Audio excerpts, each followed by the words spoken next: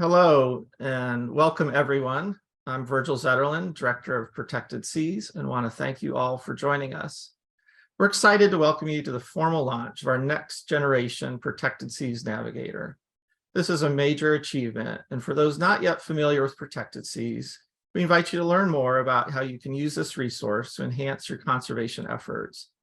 During our short presentation, feel free to send questions in the Q&A, and after our presentation and demo, we'll open the floor for questions and discussion. We scoured the globe, and at Impact 5 last February announced completion of the first worldwide compilation of marine protected areas and regulations. Data is now available for free in Navigator for over 22,000 marine protected and other managed areas across 220 countries and territories, in over 24 languages. Navigator started 8 years ago with the desire to answer seemingly simple questions about where and how the oceans and marine life are protected. Starting with a few hundred California MPAs, it quickly became clear that we needed attorneys who could find, understand, and summarize regulations and make them accessible. Protections start with regulations, and we needed to know the details. What was protected? How was it protected? We also needed geospatial information specialists, i.e. map makers, because our attorneys quickly found areas in regulation that didn't exist in publicly available digital maps. Data managers and software developers were also needed to wrangle a quickly growing data set and make it available to the world. Along the way, we faced numerous challenges. For example, some regulations we found on pictures of signs, like this one in the Philippines. In Sweden, some of their original management plans were in typewritten documents that were scanned as images and included hand-drawn maps and handwritten notes, and not in English. So we actually had to hire contractors fluent in Swedish to help make sense of these regulations. We also had to map areas that weren't publicly available through their descriptions and regulations, and this wasn't always easy. Often these areas have complex boundaries that follow coastlines, might exclude certain areas, or even require some spatial math. A lot of times these areas are described through what we might call a treasure hunt or connect to dot style description that had to be turned into a digital map. In all, our initial review required over 42 staff years, more than one person's life work. So, what did we find? In completing this review, we found that roughly 3.4% of the global ocean is highly or fully protected from fishing by regulation. Of that, about 7% of national waters are highly or fully protected, but only 1.2% of the high seas are currently protected. Clearly, to reach 30 by 30 and other conservation goals, we have a long way to go. Navigator is already being used around the world to accelerate MPA assessments, identify areas with tenure rights for Indigenous communities, and much more. Together with Marine Monitor, our tool that monitors nearshore MPAs, Navigator assisted a local community in Hawaii to justify new MPAs based on data related to fishing pressure. We love seeing how the ocean community is using Navigator and the accelerating interest for this tool. Thanks to our partners, Navigator is now available on the Global Fishing Watch Marine Manager platform, helping bring transparency to ocean regulation in relation to vessel activity and fishing. Boaters on the water can also access Navigator and regulations directly through the free Decky boating app, which also includes other boating safety and information. We look forward to more announcements later this year with new integrations and partnerships. Today, we recognize the Navigator team for a tremendous effort to review and document the entire world's marine protected areas and regulations. We also want to thank the many translators and consultants who assisted. Obviously, this data could not be gathered without many partners, donors, and supporters. Now let's dive in. What is really in Navigator? We start with verified regulations and boundaries, with a primary focus on marine protected areas, but we also include fisheries management and other areas when possible. We find this information through extensive reviews of public data, direct contacts with management authorities, and through our various NGO partnerships. For each area, and again, remember, this is over 22,000 areas, we've summarized the purpose, restrictions, exceptions, as well as captured any mentioned focal species. We then assess a list of human activities, including various fishing methods as allowed, restricted, or prohibited. Finally, we assign a level of fishing protection score, a 5-level metric based on the strength of regulation for marine life extraction. This score enables broad comparisons between areas and regions. To widen accessibility, we provide all areas in the official language as well as English. Bringing all this information together lets anyone more easily explore protections at any place in the ocean and compare the relative legal fishing protection between areas. With so much data now available, we wanted to give users more ways to access it. So today, we're officially launching a new website, navigatormap.org. Some of the highlights of our new map include a new country-level view that allows you to explore country data, including level of fishing protection coverage, the number and types of protected areas, and much more. This allows anyone to easily compare how different countries are protecting their living marine resources. We've drastically improved our individual area reports, and they now provide even more detail about the regulations and activities than previously available. They can also be easily shared and downloaded. We have a new restrictions report showing all the restrictions at a single point where might be overlapping areas. You can easily browse the restriction summaries and also see a table view of how overlapping areas contribute or often don't contribute to protection of that place. We invite all of you to try out our website, give us feedback, and help make Navigator a strong resource for conservation success. Besides our interactive map, our new website also showcases case studies and reports derived from Navigator data. We've already posted recent analyses of global ocean protection using the complete Navigator database and other more specific analyses, including fish species and fishing gear specific maps for California, as well as a summary report of turtle protections in the Caribbean. In the example shown, we use Navigator data to map the level of fishing protection and bottom trawl protection for the US West Coast in response to requests from various agencies and NGOs. What's next? We are actively engaged through our NOAA partnership to help inform the US 30x30 efforts. We hope to support 30x30 globally through the UN Ocean Decade and our NGO partners. We still have a list of areas that we couldn't find information for. Help is always welcome to verify and add these areas to Navigator. As we embark on our first global update, we'll also be adding more fisheries management areas and OECMs, as well as expanding the types of activities we access. This is a vast undertaking that requires our global ocean village. Today, we want you to know that Navigator is here for you to use, a true ocean of data on verified legal protections, to help assess the state of our ocean and facilitate moving forward with effective solutions for a healthy ocean. Celia Earle from Mission Blue graciously provided a video for us to share. For understanding the ocean, and certainly for protecting the ocean, the science of where is essential. But more than that, we need to know the science of what. What regulations are currently in place that exist about fishing, about protection or lack of it? It's a good starting place. If you don't have that, you really don't know where you are. It is not only useful, it's really essential for what we're trying to do at Mission Blue in designating and encouraging the designation of hope spots to have this kind of information. We are really thrilled to be partnering with ProtectedSeas, which has a mapping tool called Navigator that has data for over 18,000 marine protected areas in more than 109 countries. The Navigator program is primarily focused on a precise mission to collate existing data related to global marine protected areas with a focus on the site-specific associated regulations and levels of fishing protections. This tool includes a synopsis of key regulations as well as the allowed status of various fishing methods and human activities.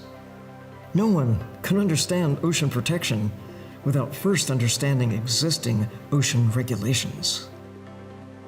You can't care if you don't know.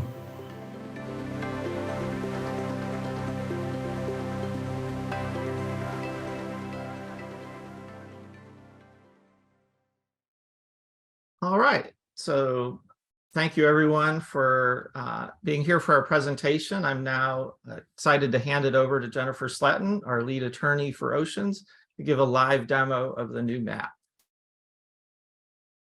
All right, here we go.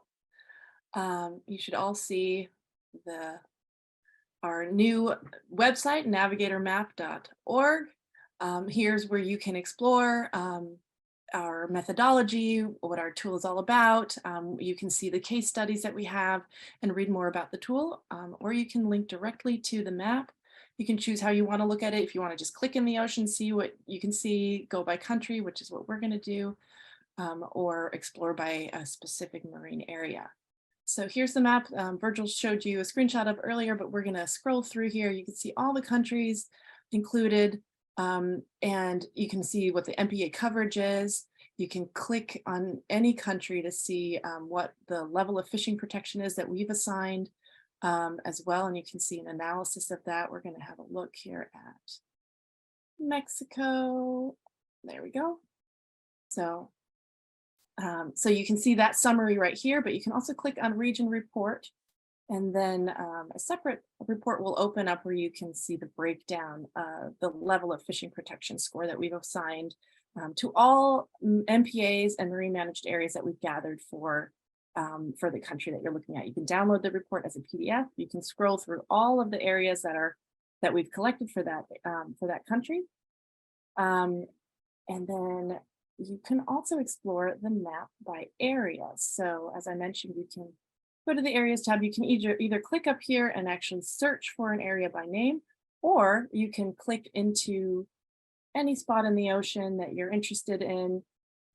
Let's say we're interested here in recently expanded MPA in Panama. Importantly, what you can see is in that one spot where I dropped the pin, you can see all the designations and marine managed areas and MPAs that overlap in that one spot, with the most restrictive at the top. You can see a quick summary of those marine activities and fishing activities that we code for to indicate the legal status of those activities. And if you want to see more detail about that one area, you click on region report, and then you'll see the purpose statement that we've gathered, the regulation summary. You can link directly to the regulations, and you can again see this breakdown of the activities that we've coded for. So you can look at those details that we've gathered for each area on the map. And then if you go to the final tab here, restrictions, you can also, let's see, here we go. So you can click again and click in the ocean. You'll see all the restrictions we've gathered for that one spot, again, by designation. You see a summary up here of all the marine activities and fishing gear across all of those areas, which ones are the most restrictive. And you can see a breakdown here if you go to the see all restrictions button. So again, you scroll through, see everything that we've gathered in terms of restrictions on one side, and then these activity codes here, you can expand that and look, for example, at the fishing gears and which designation, which MPA or managed area contributes which fishing gear status. So that's how you get to that screen that you saw during Virgil's presentation. And then finally, you can also change the view here by hovering over these layers. You can see Mission Blue Hope spots by turning that on, so they appear here in purple. And so you can see how what's been designated actually compares to the Hope spots. You can change the view to marine charts. You can change the map view as well. You can look at speed zones wherever we've gathered them, whether they're voluntary or permanent. You can turn on and off commercial fishing completely prohibited or recreational prohibited. So you can play around with that as well. Yeah, so that's a quick demonstration of our map. Again, that's navigatormap.org or map.navigatormap.org as well. Thank you, Jen. At this point, I'd like to invite some more of our Protected Seas Navigator team members to turn on their video for our question and answer session. Joining us today, of course, we have Jennifer, our lead attorney for oceans. We have Alex Dreger from our senior GIS analyst on our mapping team. Also have Claire Colgrove from our legal research team. And finally, Deirdre Brannigan, our outreach and community liaison, who's going to help sort of moderate your questions for us. So again, please feel free to put questions into the Q&A section and we'll open the discussion.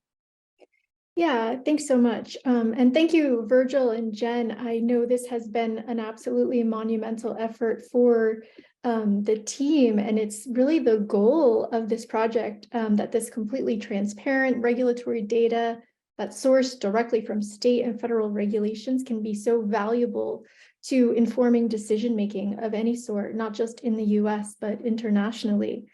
And so you really, the both of you and Sylvia, have outlined here how Protected Seas has really filled this niche, as this information simply previously did not exist. And so I know everyone here on the call is really happy to be this objective purveyor of data to help solve some of these challenging conservation questions. So one of the first questions that we have is, given that this has been such a Herculean effort, how do you keep this tool so accurate and up to date? So Jen, why don't I let you answer that one? Sure. So there are a few different ways that we keep it updated. In the US specifically, we have some legal alerts set up through online legal libraries to alert us to any changes to the regulations that we include in the database. Elsewhere, we have contacts, of course, who they let us know, or we regularly get in contact with them to find out about any updates to the regulations that we have.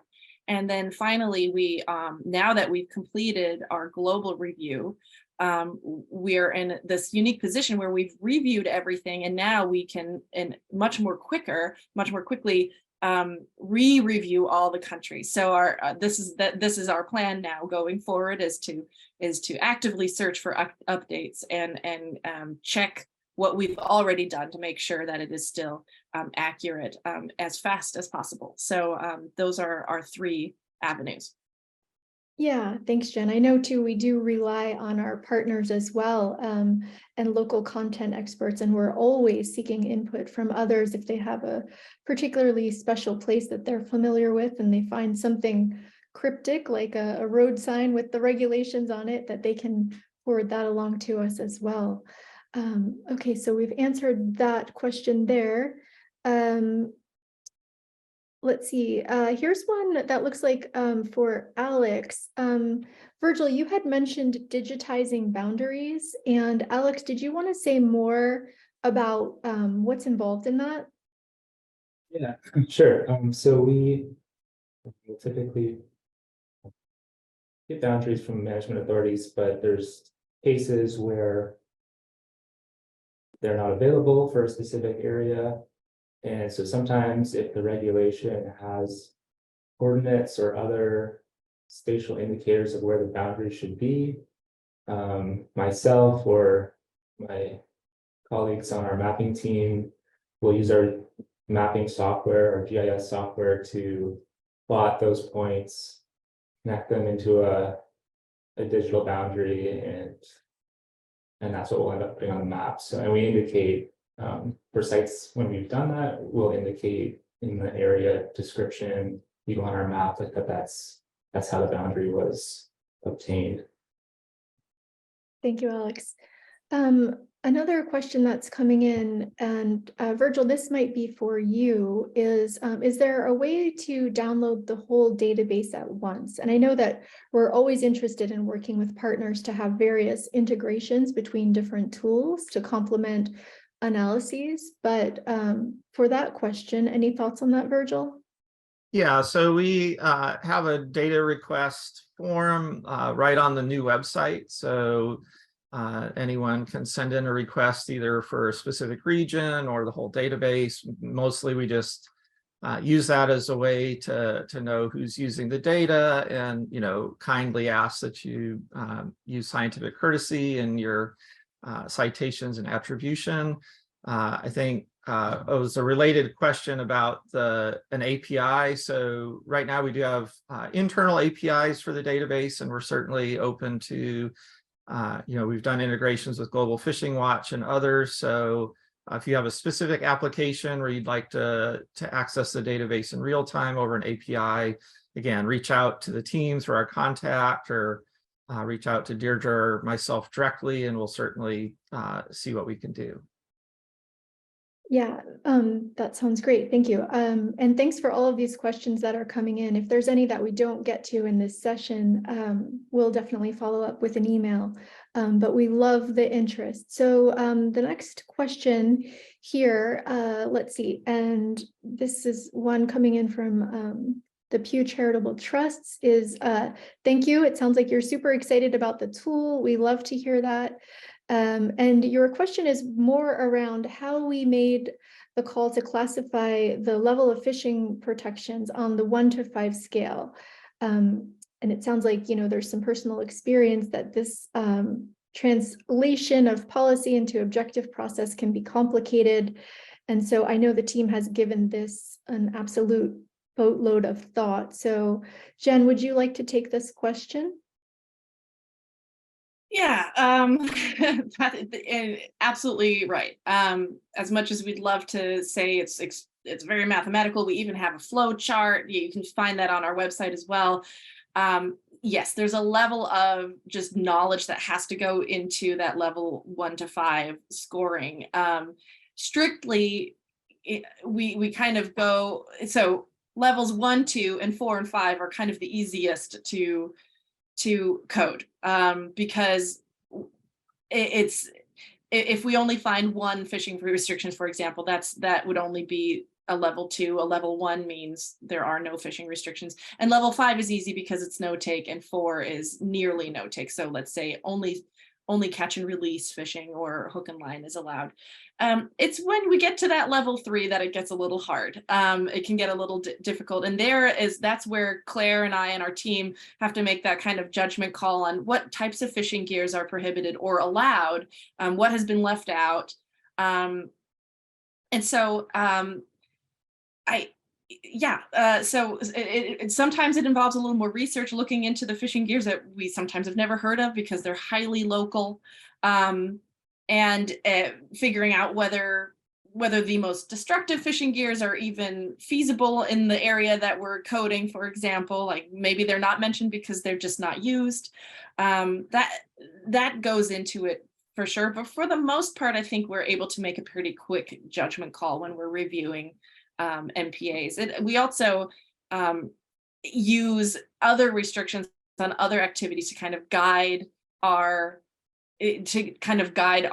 judgment call on that as well. If it seems like it's very highly restricted, then we will go with our gut on that. But it doesn't come up that often. We do have a paper published on exactly this, and how you can make assumptions about the level of protection based on the other restricted activities that Alex actually was the lead author on. So we're happy to share that link if you're interested.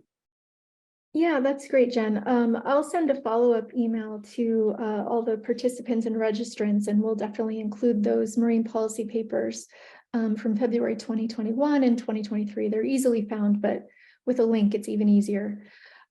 So here's another one that's coming in and saying, thank you so much for all the hard work. from all the research you did to get the Navigator map and of all of the marine protected area information that's been gathered, is it possible to provide feedback to authorities for improvements on the MPA areas that are established? And I think I'll take a crack at answering this one. One thing that we really pride ourselves on is that we are not lobbying for any particular outcome. We are an objective purveyor of transparent regulatory data for the world's oceans. And so what we do like to do is provide this data to conservation groups or others who are interested in really providing feedback directly to improvements to various MPAs. But we like to just stay in our lane of like, here it is, please use it. We can help you discern information from it and dig into a little more detail. But we do encourage conservation groups to take that lobbying effort up on their own. So I hope that answers that one. Let's see. Gosh, there's so many questions here. Okay, so here's one. And this one, yeah, is great. This is a really fantastic tool. Just wondering if you communicate with Indigenous communities for their knowledge and if they experience benefits cost to the MPAs. For example, a benefit would be conservation, a cost would be restriction to fishing. That is a really complicated answer or question. And Jen, and Virgil too, I know that we've been, providing information, like we wrote a formal public comment letter to NOAA on the proposed Chumash Heritage National Marine Sanctuary. You can find that online, where we outlined the data that we have for that existing proposed zone.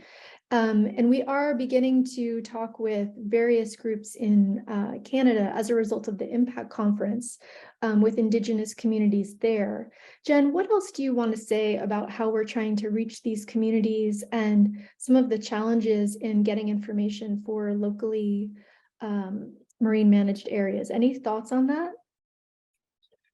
Yeah, absolutely. So we're just starting our re-review of the entire database. And this is definitely something that we need to incorporate in our re-review process and understand more about the areas. There are some areas where I live here in Washington State that are reserved to Indigenous fishing only, and to understand more about that. We are very interested to get in touch with Indigenous communities to learn more about their marine managed areas and MPAs. So yeah, thank you for that question. Yeah, okay, great. Here's another one. Gosh, there's so many. Okay,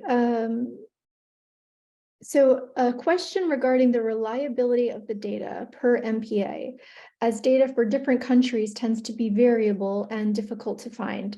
That is certainly true.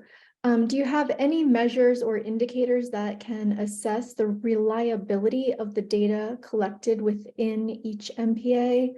And I think what they're getting at too is another question in the chat here around how is this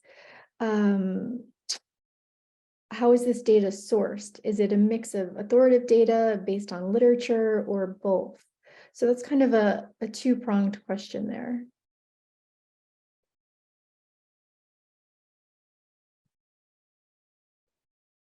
I guess Jen? I'll take a first stab. So right now, I'd say we don't directly have a metric on reliability. That's actually sort of something, a great question to sort of get us all thinking.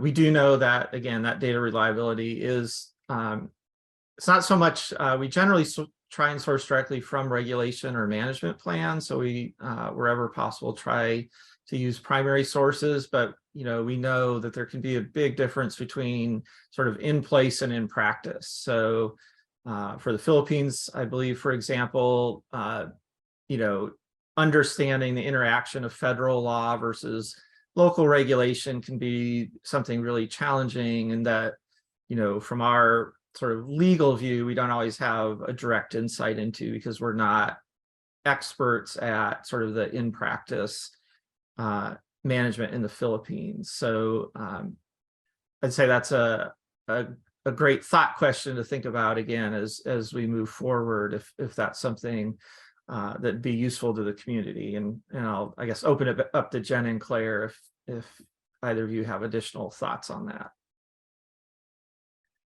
Legal research is, you know, it is what it is. We work with what we can find. We, as lawyers, obviously, we know how to check for accuracy or up to datedness, if that's even a word, and make sure that we have the right version in front of us. That certainly can happen, that we start reading a law and then we realize, oh, wait a minute, this one was amended and we need to go to the new version. That happens. But we know to look for those things. So on the legal side, we put out there what we confidently believe is authoritative.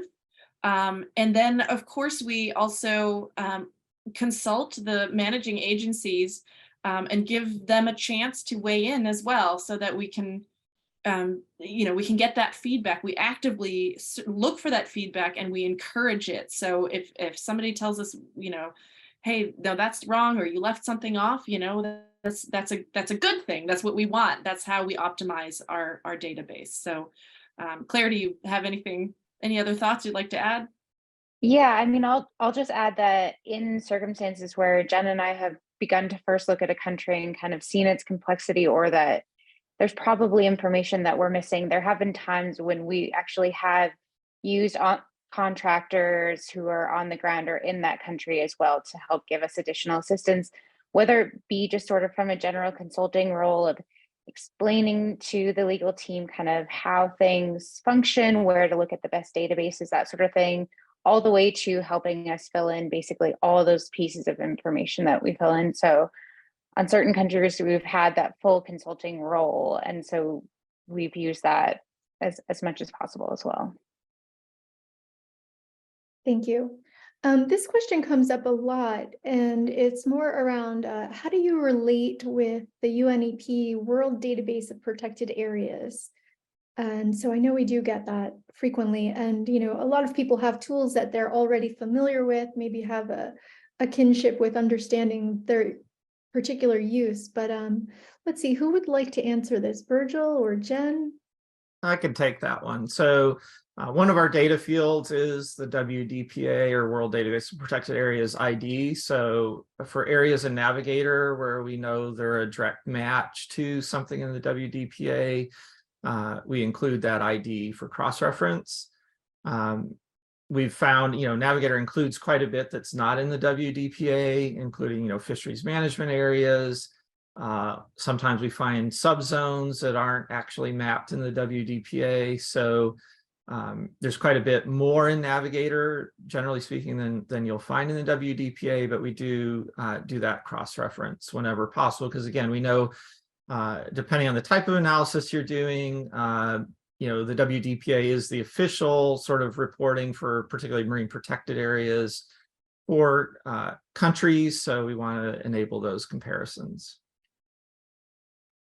Thank you.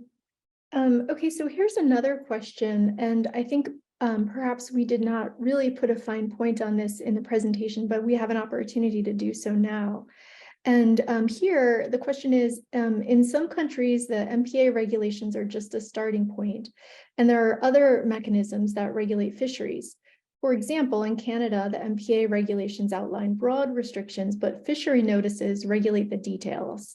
And so will there be a way for MPA practitioners to edit and provide feedback on the map based on our expertise? And I'll answer the last part first. We're always looking for feedback. This is really the most robust tool available for regulatory data. And so again, we're not local content experts for the entire blue planet. Mostly it's been a team of attorneys and GIS specialists and software developers. So we're always looking for that type of feedback of any sort. That is welcome. As it relates to what is more of an OECM question, Virgil or Jen, did you want to say more about how we've looked at not only the MPAs, but also other fishery management areas that would answer this question related to fisheries in Canada? Yeah, absolutely. So we have we have gathered fishery management areas for Canada and also for the US and some other countries. But I see here the kind of nuance of fishery notices that regulate individual details. When I see fishery notice, that to me, I know that means it's something that is dynamic. It's something that changes from today to tomorrow. A fishery notice is not something that's permanent, at least not in my experience. At the moment, that is not something that we can track.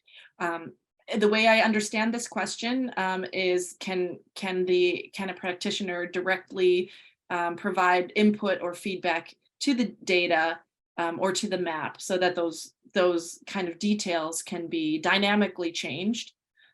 Hopefully I'm understanding that correctly. At the moment, there is not a method to do that at the kind of pace that these notices come out at. But it is something that we have thought about. We would love to be able to track fishery changes that kind of change whenever notices come up, whenever something changes in the quota level or these types of fishery management areas that are very dynamic and where the boundaries even change. And at the moment, we can't do that. We only have fishery management areas that are permanent or in place for several years with a moratorium. That's something we're just implementing now. But it is something to consider for the future. Just to also, I think, make sure clarifies, in the case of MPAs like the U.S. National Marine Sanctuaries, where you have sort of management plans established by the sanctuaries, but the fishing is actually managed through NOAA Fisheries. In those cases, for the MPA, we are looking at the fisheries laws or other things that manage the fishing for that MPA. So we do certainly understand that often the MPA management itself may be multi-jurisdictional. So wherever possible, if it's tied to that area, we do try to find the regulations that speak specifically to that area, whether they're found in, depending on the country, whether they're found directly in like an environmental law or often in a fisheries law. And I will add, having just reviewed a bunch of these areas in Canada, that those areas that you're speaking of that have sort of these fisheries regulations that maybe change a lot more, but the boundary stays the same because it's a more highly protected area. We have included those restrictions, as Virgil said. Terrific. Thanks, you guys. Another question here. As others have said, this is a fantastic tool for marine conservation, and down the road, perhaps also helping identify and analyze blue corridors for species connectivity. This person tried to catch all aspects of the presentation, but perhaps we could clarify on better understanding how we identify the managing agencies. Do we also have main contact persons within those agencies and their emails? And so I know that when you click on any area, we have a suite of the regulations and direct links. And so what I suspect the answer to that is, and Jen, you might know more, is do those general links, do they often have email addresses for individuals that could be contacted for more information? I would imagine that could be somewhat dynamic. It is something that we have included in the past. If it's an email that goes to that is specific to a person, it's a little more difficult because you never know when or whether that will change. So no, we don't have contacts for the users of the database. In some cases, we have contacts to the managing agencies. Yes, of course. As long as that contact is still there, we like to keep in touch with them. But we don't provide the contacts to them in the data itself. That's fair. Thank you. And I would imagine that's somewhat easily found with, well, maybe not easily, but with a little bit of digging, following the link that you offer. Okay, let's see what else we've got here. Several more. We should probably do a time check at some point, but let's see if we can get through a couple more of these. Okay, do we have any cooperation agreements with regional associations monitoring MPAs at the regional level, such as the MedPan in the Mediterranean? Yes, actually, specifically with MedPan, but many others. We have agreements with several NGOs and semi-governmental organizations and governmental organizations. Many of them are data sharing agreements, and that is how, that's in many cases how we obtain the data in the first place. So yes, good question. Thanks, Jen. Here's another one. Are we able to integrate non-legal tools that may provide additional protections or complement the regulations? And for example, again, in Canada, they have MPA minimum standards that are not set out in any specific Oceans Act MPA or other kinds of legally created MPAs. So I think you, Jen, might want to say more about this, because I know that we really rely solely on codified legal regulatory information and not, other types. But what are your thoughts there? I'm gonna let Claire answer this just in case this is something that she came across in Canada in her review. We do try to stick really just to the regulations. However, sometimes we see, I mean, even Virgil showed it in his presentation, right? I don't know whether a sign at an MPA is a legal tool in some countries. I would not necessarily have considered it one, but in this case, we took it as an authority because it is a picture from the location. Sometimes the official MPA website has rules and restrictions that we cannot find the actual law for. And so we will use those as long as we are certain that that website is indeed the managing agency's website, putting out the rules to the public, then we will reflect those rules as well. So those, I would consider those non-legal tools. I'm gonna let Claire take it from here if she's found anything like that in Canada or elsewhere. Yeah, so I'll agree that basically Jen summarized it really well, that anything that we could find that was sort of deemed that it could be enforceable in any way by us, we've included, and as Jen said, some of that, yeah, is restrictions included in management plan, rules of a provincial park or things like that that are included in their website or just, on handouts, things like that. So it does get a little bit in the softer law realm than completely codified rules, but it does have to have some key of enforceability and some specificity to it. The other issue that we often find is sort of these management directives that are incredibly vague and just say, this area should be preserved in its natural state or something like that. And so when it comes to more broad things like that, we might discuss that in the purpose statement or talk about that broadly. But if it's not any sort of actual restriction that anyone could feasibly follow, then we don't include that. Terrific, thank you. Another question asking about how the metadata is handled in the database, and are there any specific interoperability considerations? Virgil, what do you think? Sure. So I should mention we do host a version of this data on ArcGIS Cloud. So in that case, we have the basic ARC metadata for the web feature service. We're actually working with the UN International Ocean, and I'm going to get the acronyms wrong, but the IOC, UN IOC, with the Ocean Data Information System, which is part of UNESCO. And again, they're really working to build metadata standards for ocean data sharing for the ocean decade. And we're actually drafting with them a metadata standard, particularly for protected area information and including regulatory information. So we've got a draft of that right now. And in launching this new website, one of our to-dos is now that the main work of setting this new website up and the new data is actually creating metadata in the new Otis standard to share via Otis and other tools for interoperability. Thank you. One of the things that's been so great to see when we're talking with partners and community members is how people are really using this tool. And it's a lot of unique ways that are especially fascinating. On that vein, I'll take this next question here and pose it to the group. This looks like a great tool, and it seems it would be really useful for comparative analysis. Is it possible to use the tool to identify whether protections against shipping impacts, ballast water, gray water, et cetera, differ in the EEZ past 12 nautical miles? I know that in Canada, for instance, we have difficulty with protections beyond the territorial sea from applying equally to Canadian vessels versus vessels from other jurisdictions. And so, one thing that's been interesting with Protected Seas Navigator, we do have, 70 different attributes that we look at, and we've really been focused on marine life extraction as a first one.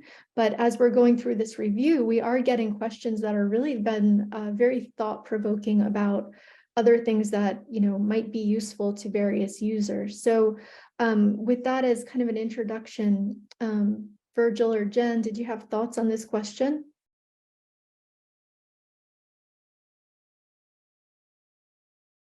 So, yeah, picking up where you left off, Deirdre, that's right. We do want to include these types of larger shipping restrictions and regulations, and we've just entered into a partnership with a great company that does this work as well, and we're hoping that from there we can include more detail on these types of discharge restrictions, and I imagine then you could do this kind of comparative analysis. Yeah, definitely we can do comparative analysis between when it comes to level of fishing protection and other types of impacts. So, anchoring, mooring, now that we're adding that, and even drilling or marine exploration, seismic activity, that kind of thing. You can compare where we have found a reason to code those activities. So that means when we're looking at a particular boundary, we're looking at the restrictions that apply specifically to that boundary. We're not really going beyond that to say, well, what happened to be the mining regulations that overlap here, unless we find a place-based mining regulation in our research, or it's mentioned in the MPA or marine managed area regulations themselves. So that's how we come to those conclusions and those interpretations. And so the next step is to look at those kind of larger regulations on discharge and shipping impacts, and then you could do those types of comparative analysis. But at the moment, that was not the focus. So we're always improving and always trying to optimize the database as we go along.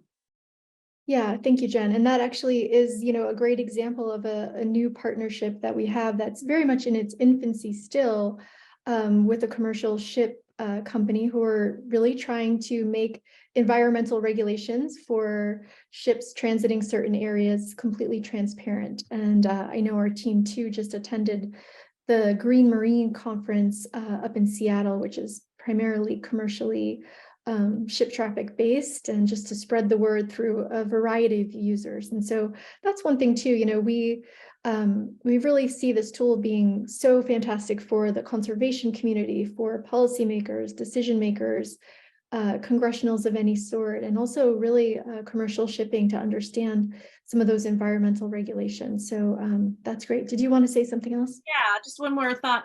So we have also on request done some interesting analyses. One was comparing the protections that sea turtles have in different Caribbean territories and nations. And so we're able to use the data for that, or do extra research to look into specific protections like that as well.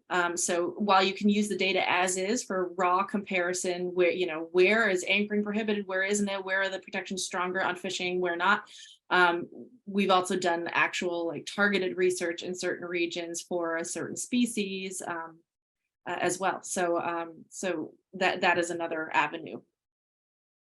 Thank you. That's great. This is just a general question here for Jen and Claire. we imagine that you must have looked at a ton of regulations. Do you want to say at all anything about, how many you've looked at versus how many have made it into our database? I would imagine that's a tremendous effort.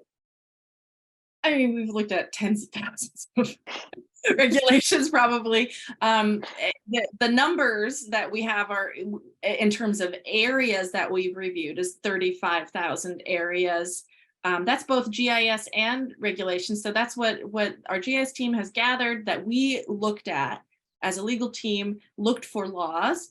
We found laws for, I think, 24 or 25,000. Correction, we found protections. We found laws for more than that, but we found human activity protections for about 24,000. And of those, about 22,000 are mapped and made it on the map. So yeah, we've looked at regulations and laws all around the world and learned a lot about how different it can be, how complex versus not complex it can be. Claire, go ahead and share your thoughts. Yeah, I mean, the only thing I'll add is sort of the amazing thing is when an area, or when a country's regulation system is much more comprehensive, that's really great because we have so much more footing, we have so much information, but obviously then that is so much more of a lift. So the areas that are really comprehensive, they can often have 300-400 page management plans per area that we're assessing. And then, we look at areas that have one page decree and that is it. So the amount of variety between each site that we're looking at is vast. I would imagine that could be an understatement. It's vast. Yeah, so thank you for that effort. I think at this point we have just about wrapped up most of our questions here that we've had today, and I feel like, gosh, we can probably talk about this all day. I think you have our contact information for Virgil and for me, given some of the advertisements we have done about this in the newsletter and on the Octo listserv as well. But at this point, why don't I pass it back over to Virgil for any closing remarks or any last comments or something that you feel like we wanted to say. Oh gosh, sorry, there's one last question. We can squeeze it in. Okay, so this is about the 10,000 or tens of thousands of more regulations. It's an impressive amount. This is a kind of nerdy lawyer question here. They said it, I did not. Is there any jurisdiction/legislation that stands out as being particularly easy to navigate and access? Particularly easy.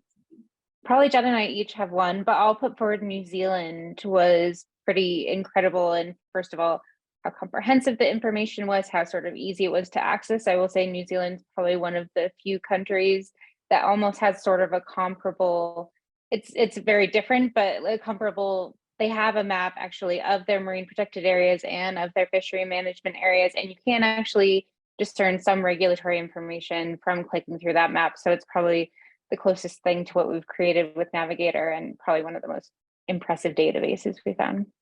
Yeah, there are definitely several areas where it was just great. Norway comes to mind. It was a lot, but it was all there, and that is rare.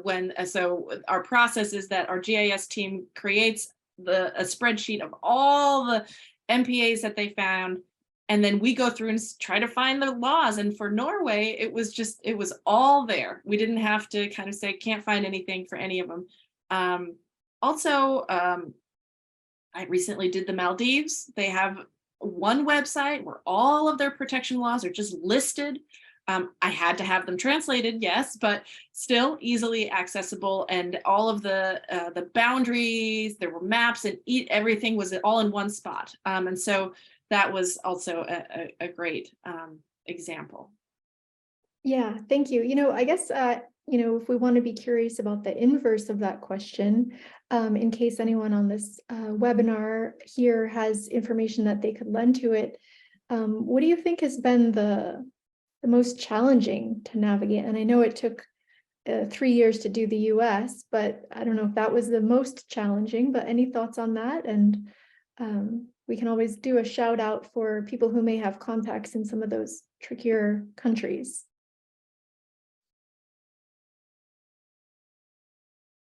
I guess it's just information where I wouldn't say a specific country necessarily, but just those where not a lot of information is posted online. Obviously that is, a huge way that we find data. And so even just to not be able to have difficulty even finding a contact necessarily, that definitely occurred.